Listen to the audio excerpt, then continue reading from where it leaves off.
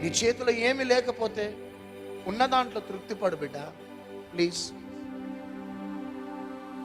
Cycle ఉందా? Scooter వచ్చేదాకా సైకిల్తో తృప్తిగా ఉండు. స్కూటర్ ఉన్నదా?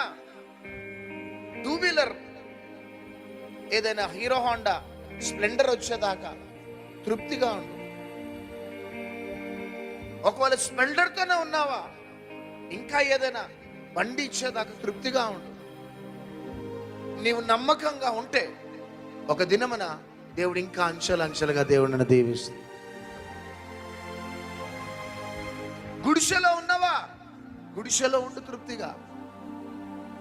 రెంటెడ్ హౌస్ లో ఉన్నావా, రెంటెడ్ హౌస్ లో దేవుడు ఉన్నంత కాలం ఉండు.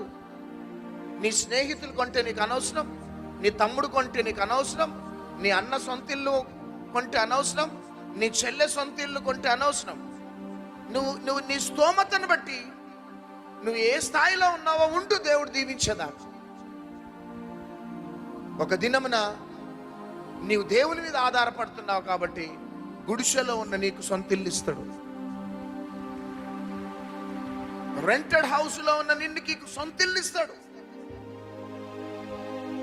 హల్లెలూయా. కానీ తొందరపడి అక్రమ సంపాదనలో పడి షార్ట్ కట్ మెథడ్స్ లో డబ్బు సంపాదనలో పడిపోయి నీవు శాపమును అనుభవించడం కాదు, కానీ నీ గర్భంలో పుట్టిన బిడ్డలు శాపాన్ని అనుభవిస్తుంది.